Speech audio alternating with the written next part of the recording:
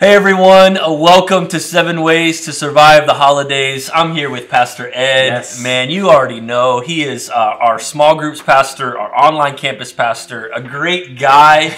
I've been a good friend of mine for a long time, and we're sitting around the table. Yes, bro. And we know that a lot of you are facing some family during this week, and you're around the table, and you're dealing with disappointment. 100%. Pastor Ed has recently published some writings on dealing with disappointment during the holidays, and they can be a letdown. It can So be. why don't you just frame up the conversation, Yeah. give us the generic idea, and then we'll nail down some specifics for those that are watching. So every holiday season has memories. Mm-hmm. You have good memories. Yep. I remember, memories of all my aunts huddling together, and they all would just talk about their husband's shortcomings, and there would just be laughter in the back of the room. Right. Husbands over here upset, angry, because they know that they're talking about them. I think of good moments of my dad putting together the bikes on Saturday night or Christmas Eve night. Right. Santa Claus, Santa Claus, trying to be Santa Claus. When I got old enough, I saw it and I, pretty much caught him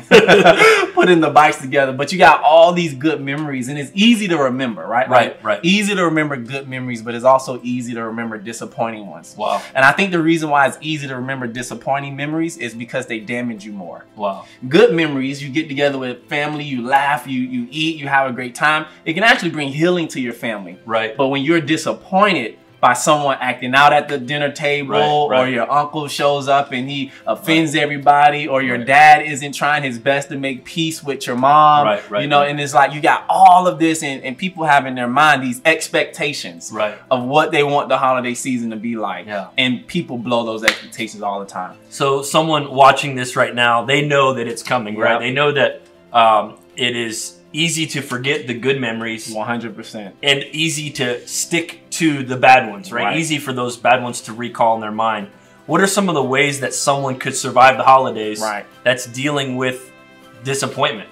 So one of the first ways, I had to learn how to do this. Our church has helped me do this. My leadership has helped me do this. But my wife has helped me to do this. You have to learn how to eliminate your expectations. Listen, lower the bar. When I realized that I have to lower the bar, I actually did not become disappointed as much because I lowered my expectations. Lowering your expectations reduces disappointment. And I think a lot of times we come in delusional.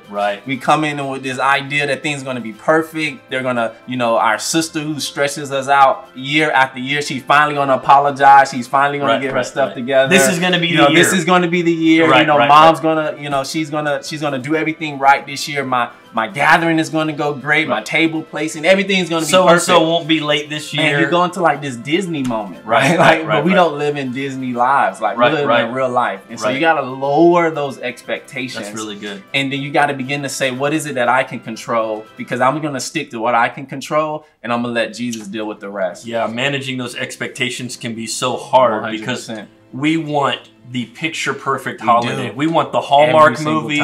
We want to be able to post on Instagram. We want to be able to crop out any bad things. And we set the bar so high that when the time comes and it's disappointing, we've just mismanaged our expectations. Exactly. 100%. You got to rip up that expectation list. That's really and you got to put together a prayer list and just say, man, my family may not change. This may not be the year that my mom and my dad actually get along. But man, God can still bring peace to the gathering, He can still bring peace on Thanksgiving. He can calm spirits and give people helpful hearts, and then we can get through it, And then I'm not damaged for an entire year because Christmas or Thanksgiving was ruined. So what is on your prayer list? Give some people some insight as to what you could practically, if I'm watching this right now and I'm going to diminish my expectations, and I'm going to add a prayer hope or a list of prayer. What are some of the things that someone should be praying for this year? One of the big things is peace. If you pray for peace, God will give not just peace in the environment, but peace in your soul. Because oftentimes we come with that when those expectations are so high, so is the anxiety. So is the fear that things can go wrong. And you just need peace just to enjoy the moment, just to be present in the moment. You just need peace.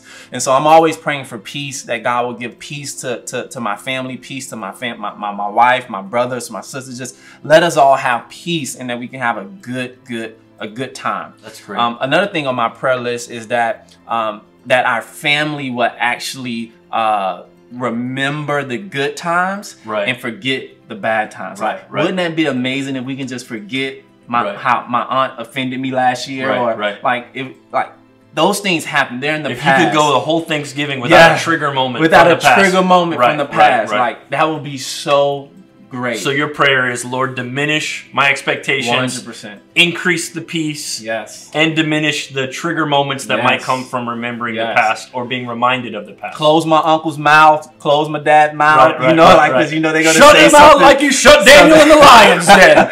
Do something, because those trigger moments, it will ruin an entire day. Right. And I'm assuming that this year will be even tougher, right? Because you 100%. have how did your county handle the pandemic? How did your company handle the pandemic? How did your church handle the pandemic? To talk about, you have an election year upon us, and all the tensions that come with that. Then you have racial tensions, and so you have 3 big, heavy things that have happened culturally, even just this year, that I'm sure would bring about trigger moments and disagreement and disappointment.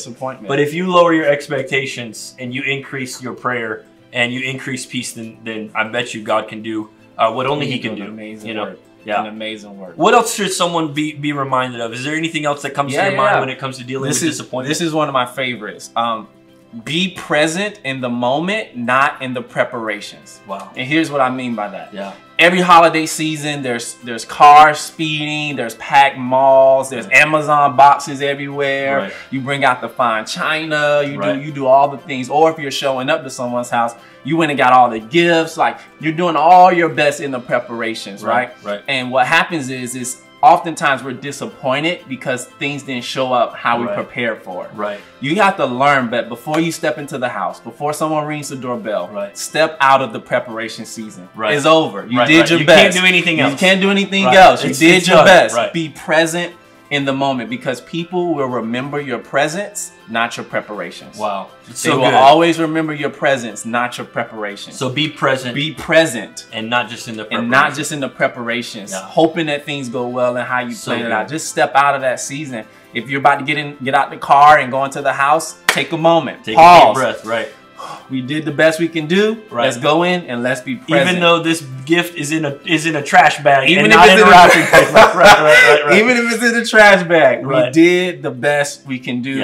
And if you do that, if you step out of that season of preparation mentally, then you can be present emotionally, and you can already just lower your expectations before the gathering even begins. I just feel like you need to be intentional about dodging disappointment. Like you can dodge it by just stepping out of the preparation. And the Waffle House is always open 24/7. So if anything goes wrong at the table, you can always go to Waffle House. House. I'm reminded too of like newlyweds. They can be so consumed with the wedding day that they forget about the marriage. Exactly. And that can happen to us during the holidays. I have to remind the bride and groom whenever I officiate a wedding. I'm like, okay, take a deep breath in the middle of the ceremony.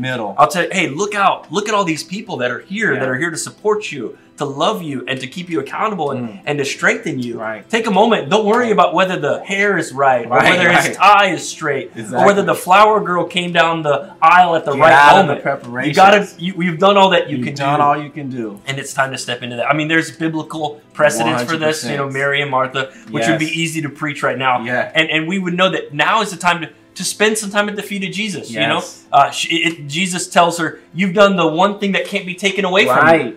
Anyone can make a meal. Like I said, Waffle House is open. But your kids, there's only one father and one mother to your children, and so be present there. And Jesus says, Mary got it right. That's right. That's right. Like, I'm not going to remember the meal. What I'm going to remember is the worship. Remember what Mary gave me. That's so great. People are going to always remember your presence, not your preparations. That's great. Anything else to give to the people? Okay. I always got more. Give them some more, man. They're watching. You say this all the time about the speed of seed and the quickness of certain things. I just believe you have to learn how to forgive fast. Wow. The moment it comes, you've already lowered your expectations, right? You already know that things are going to go wrong. Forgive fast. Stop holding on to offense. Stop holding on to moments of hiccups. People are going to make mistakes. And it's not just, you don't forgive fast to get through the gathering, right? Just get through the meal and get like that's not the You're mentality. Not sweeping it under the You're rug. not sweeping it on the rug and hoping that it will be done soon. Right. You're doing it so that you're not damaged when the holidays are over. So healing when you don't have those memories and you don't have those feelings and those emotions on January 1, right? Or February, you're still harboring the offense. Right. Forgive fast, right? So that you can just enjoy the holidays. So great. So great. Well, Pastor Ed, thank you for your time. Thanks, Pastor. Thanks so much for checking out our 7 Ways to Survive the Holidays content. You'll see more of this this week, and we're grateful for you. God bless. Take care.